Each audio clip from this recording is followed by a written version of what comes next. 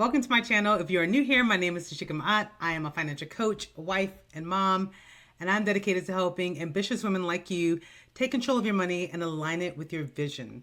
So in today's video, I'm going to break down for you how I paid off $115K of debt simply by aligning to my vision. Even when I think of $115K worth of debt, like it's still mind-blowing for me every single time that I say that number out loud. And I'm like, did I really do that? Yes, Tashika, you did.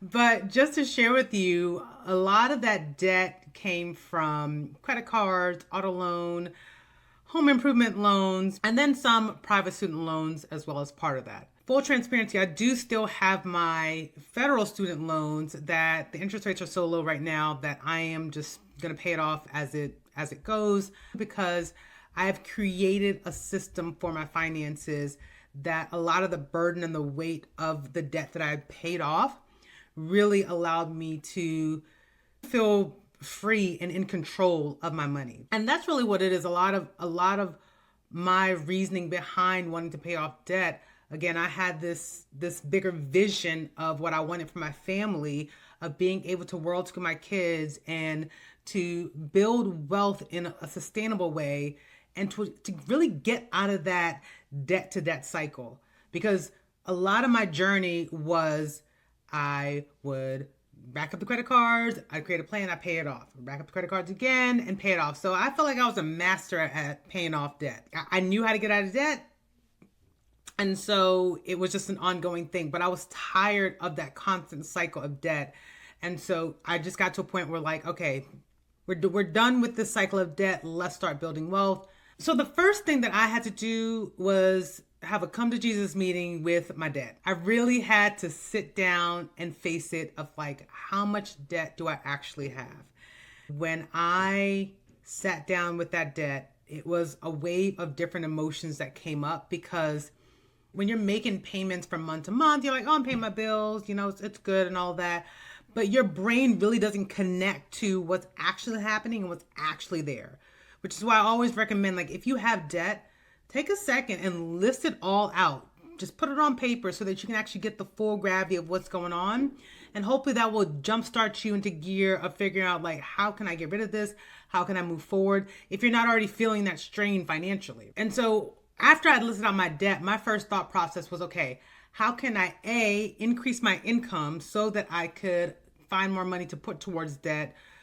Or what are some areas within my household and my expenses that I can actually decrease so that we can funnel money towards a debt payoff process? So I'm not a big fan of being restrictive, because I had followed the Dave Ramsey plan when I first started my debt payoff journey. And that was kind of like the cycle of debt period.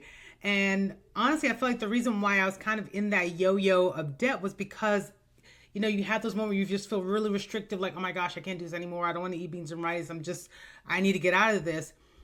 I really wanted to find a way where I can actually pay off the debt and still be able to live my life with my kids, right? I didn't want my kids to have to feel like, oh, we're restricting and doing all these things. I want us to be problem solvers.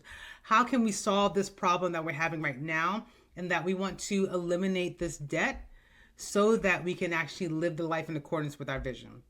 And so the way that I went about it was, the first step was I went to my employer and I asked for a raise. Now, I didn't ask for a raise because I was like, I'm paying off debt, so can you give me a raise? I was actually at a point in my job where I felt like I was doing a really good job. I just gotten a project management certification, and I felt like we were coming up on merit increases, and I was like, I think I've done a really good job, requesting a good percentage to my pay increase. Unfortunately, I was denied. And so, I'm back to the drawing board of like, what can I do now so that I can actually figure out my income? Now, this time you're probably wondering, well, you have a husband. Can't you guys like live off one income and, pay things off? Well, that's the thing. We were living off of one income.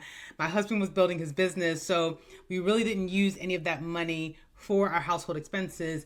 His money was continuously going into the business while I was, managing the household and figuring out a plan to pay off debt. So part of what I ended up doing was I decided I'm going to look for another job. Called out to my network, and I had a friend of mine who was like, hey, yes, I have a position over here. It was a director level position. And guess what? It came with a good increase. So once I moved to that new job, I again focused on my budget and said, all right, now that I have this new income, how can I position some of it to start paying off debt? So I created the plan. I listed out exactly how I want to attack the debt. The method that I used was the snowball method. So that method is essentially you are lining up all of your debts from smallest balance to the largest balance, and you are basically paying the minimum on all of the other balances except that smallest one, and you are attacking and throwing as much as you can towards that small balance until it is knocked out.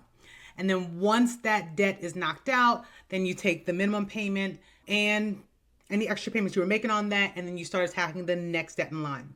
And you will continue this process until all of your debts are paid off. Now, what I did was I actually started off with the snowball method, but I did make a little shift because when I started looking at my numbers, I'm like, all right, this car payment is taking up a really huge chunk of my income. Like, how can we make this work? Again, problem solving mindset of like, how can we figure this thing out and change some things? So I did end up refinancing my car, got it to a lower monthly payment. So that did free up some income, which I then just took that extra change that I got and added it onto my debt payments.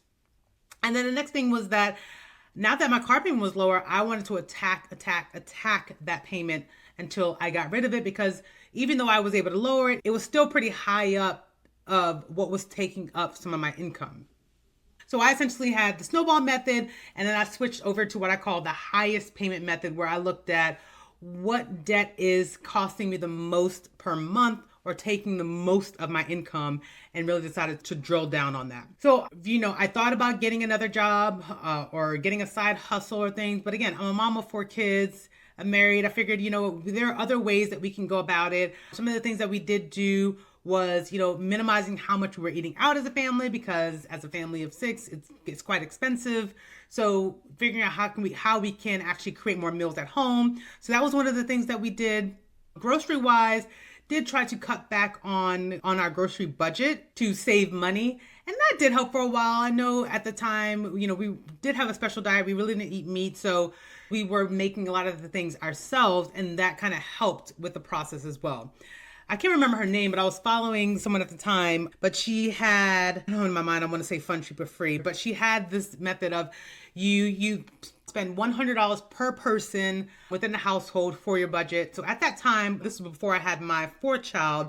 So there was 5 of us. So I was trying to budget off of $600. So I did $100 per person for all 5 of us, but then I did include an extra $100 for groceries that were non-food items. So for a while, did work off of a $600 budget, and it did work just to kind of help free up some extra money towards putting towards debt. But when you're thinking about paying off debt, you really have to get into that problem-solving mindset. And I always say that nothing is impossible. I mean, the word itself says, I'm possible. So I always like to use that, because when we are faced with a lot of debt, I remember looking at that mountain of 6 figures of debt, and I'm thinking, oh my gosh, like, how am I going to pay this off? And after all the sweating and the stress and the overwhelm that came over me, I had to put on my, okay, what am I going to do about this brain to really get rid of this debt? So that process took me from 2018 to 2022, was me actually paying off a lot of that debt. And I would say the most important thing when you're paying off debt is to make sure that you are starting small. So even though I had the 6 figures that was sitting ahead of me, and just for full reference, again, remember I said I paid off $115K of debt. I still have my federal student loans, but the number at that time when we're looking at, it was over $200,000 worth of debt. So I was able to knock out half of that in the 4.2 years. But you got to think about, when you're looking at that large of a debt, it's important to not, of course you're going to get the initial shock. The initial reaction is going to be there. You can't really change that. But after you get over that initial shock, is to really start to think about how can you break that goal down into smaller pieces, because that's really what's going to shift your mindset for you to be able to move forward and attack that debt over time. It was not the easiest, but I am so glad that I did it. If you have any questions or want more information on how I paid off this debt, please drop them in the comments. I'd love to answer them for you. Kind of giving you like the high level version so that this video is not too long. Make sure you like and subscribe. Thank you for watching.